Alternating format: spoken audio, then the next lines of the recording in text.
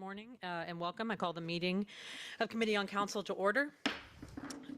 I am Liliana Bakhtiari, your chair. To my left, we are joined by Councilmember Byron Amos, followed by Councilmember Howard Shook, and to my right, Councilmember Jason Dozier. This does constitute a quorum. First, I will move to adopt the agenda. Do I have seconded by Councilmember Dozier? Vote is open.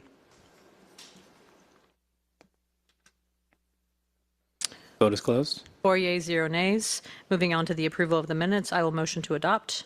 Second. Seconded by Councilmember Shook. Vote is open. Vote is closed. 4 yeas, 0 nays. Moving on to the adoption of the full council agenda, I will again motion to adopt. Seconded by Councilmember Amos. Look at all of us sharing today. The vote is open.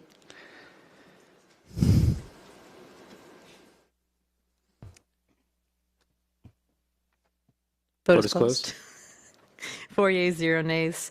Moving on to public comment, I believe we have one speaker today. Dave Shutley. Hi, yes, you'll have 3 minutes if you want to come up to the podium, and I will let you know when you have 30 seconds left. Okay, good morning. Appreciate your time today. I'm Dave Shutley. I'm the board chair of the Atlanta Dogwood Festival. I'm here with Jacqueline Bailey. Raise your hand, Jacqueline. She's one of our longest serving board members. And we're here because the Dogwood Festival needs your support. We recently sent a letter to each of the city council members explaining the situation. We've started to receive feedback on that letter, which we appreciate. The Dogwood Festival, you may know, is the largest and longest running arts festival in Atlanta, 89 years, in fact.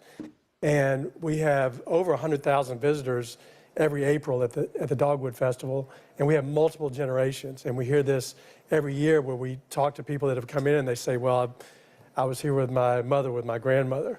So it's one of the key cultural events, in our opinion, in the city for what it provides, both culturally. We are very involved with the high school arts, and we work with high school arts teachers across the city. We have a arts competition at the festival, which is very well received and very well attended, and it's part of the whole purpose of the festival. Not to mention the economic impact from hotel stays, restaurant visits, vendor revenues, et cetera. So it has a big impact on the city every April. The challenge is it costs between $800,000 and $900,000 to put on the festival each year. The biggest increases in costs we've had have been, a lot of them have been city mandated. For example, security costs and EMS. And those two combined are $160,000 a year to put that at the festival. So we've scrambled to get as many revenues as we can from as many sources as we can, and we also manage expenses very carefully. But we still run a deficit each year of about $80,000 to $100,000. And so we are asking the city for support in the amount of $100,000 for 2025 to support this important festival. We have discussed as a board, should we announce that 2025 is the last year of the Dogwood Festival, which we really do not want to do. We'd really hate to see this tradition end. And so that is the request from the city. 30 seconds. Okay. No, you're good, you're good. I think I've hit most of it, actually. So what questions can I answer about the Atlanta Dogwood Festival?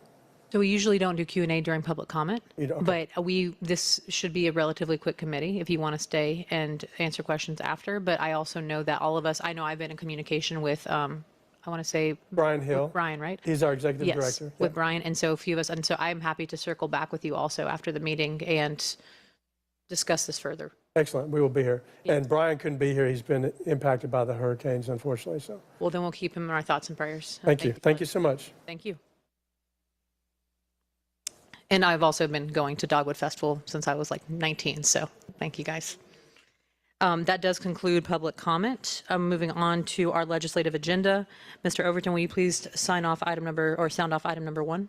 Item number 1, 24C5118, a communication from Tanya Greer, County Clerk of the Fulton County Board of Commissioners, submitting the appointment of Ms. Bridget Walton to the Beltline Tax Allocation District Advisory Committee.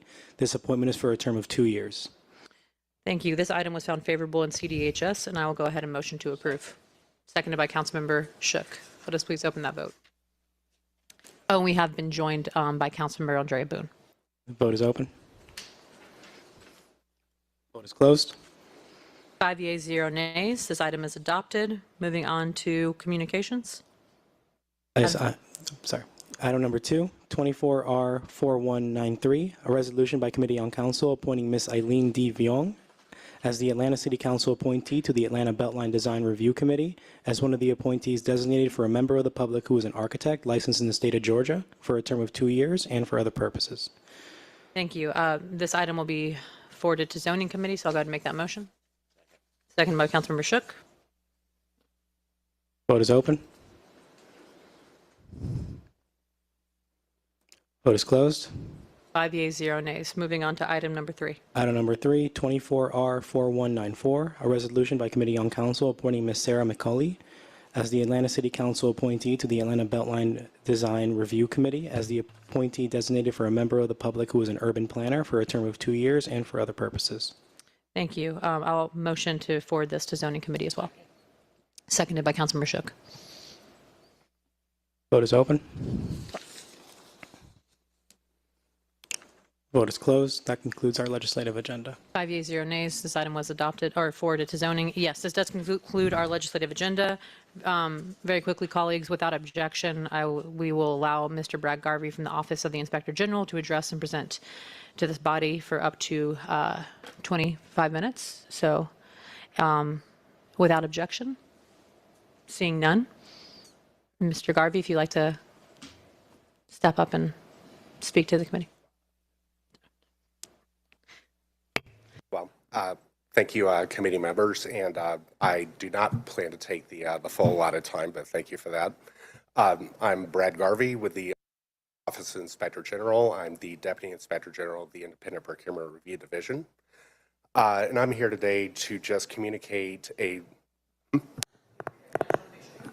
Okay, can you hear me? Okay.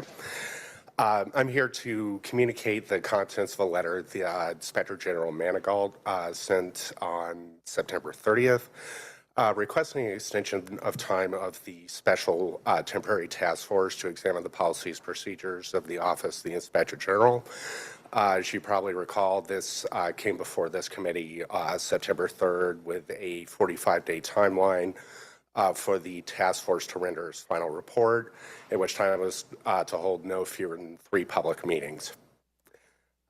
Today is day 34 of that timeline, and I guess, I think for the outset, people knew it was a pretty tight amount of time to be able to go in and give a comprehensive examination of policies, procedures, best practices, look at different offices affected by the any sort of investigations. Even the chair of the task force, the Honorable Leah Ward Sears, noted this wasn't enough time to complete the work in official meetings, and there have been subcommittee meetings set up for that. And additionally, an MPU chair, member of APAB, also noted this in the public comment. The first task force meeting on September 24th, which was day 21 of the 45. The information shared with the task force has been noted to only include areas of concern of the administration. It does not address areas of concern of the Inspector General related to independence or obstruction. Also does not allow for time or name time for subject matter experts, including the Association of Inspectors General or the public, to be able to provide the feedback that they have expressed wanting to be able to provide. Just for a comparison's sake, there was a Blue Ribbon committee, which is similar to the task force in Baltimore County. They took 8 months to get through their assessment. There were 8 public meetings there. What we're communicating is that if the council seeks to develop prospective reform thoughtfully, legally, and with expert and independent input, there needs to be sufficient time and input. And for context sake, with the September 3rd legislation, OIG was not notified of this legislation to provide input on concerns to be considered by the task force or by the committee or the council prior to passing the legislation. Extended time would allow the task force to schedule meetings in city facilities to foster transparency and public engagement.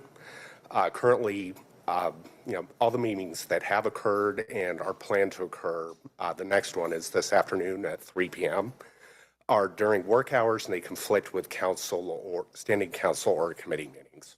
So the first one occurred during CDHS. There's one today starting at 3 during the full council meeting, and the final meeting for the 16th is scheduled during FEC. So given the notice provided for these meetings, OIG also requests remote testimony by experts to be allowed.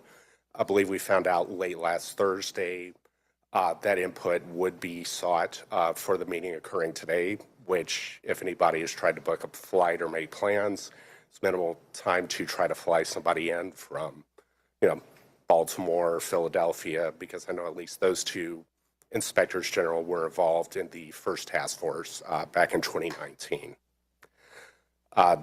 This committee passed the legislation at the request of the mayor with, no notice to OIG being given to provide input. And the mayor's chief of staff took more than 35 minutes presenting to the committee. And for context sake, the inspector general this afternoon is being given 15 minutes with 5 minutes being allotted for questions to present to the task force this afternoon. At a minimum, this doesn't give the public the appearance that this is a full and fair public process. So again, brought copies of the letter to share with the committee members, and just please, as OIG requests that the committee consider this.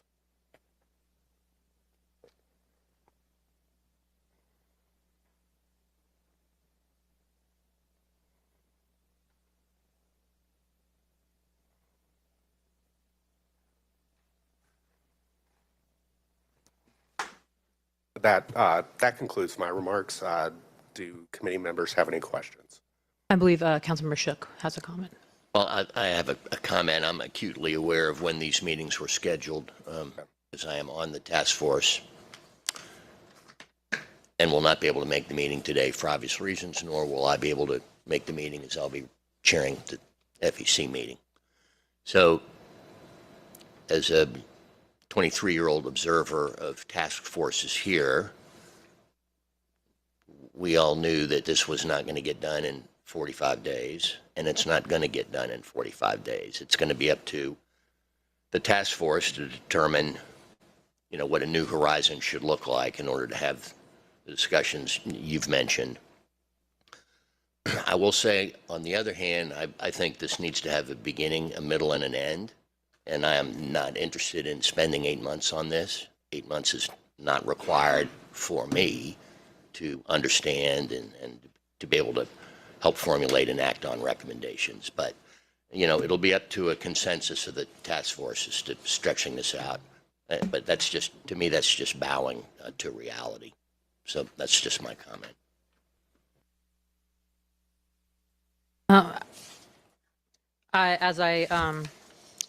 Mr. Shetley, I just want to say thank you so much for being up here. Oh, Mr. Shetley, I'm so sorry. Mr. Garvey, Mr. Shetley sitting behind you. Mr. Garvey, thank you so much for coming up today and speaking with us. I do really appreciate it. I don't believe we have any additional questions at this time. As I have mentioned before, I'm still learning a lot about this topic, and so I will be following up if I have any further questions, and relatively soon if that is the case.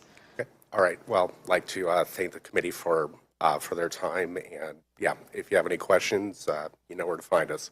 Really appreciate you. Thank you so much. Thank you. That does conclude, again, our legislative agenda, which brings us, we're still in general remarks. If my colleagues have no general remarks, I do have one announcement I'd like to make.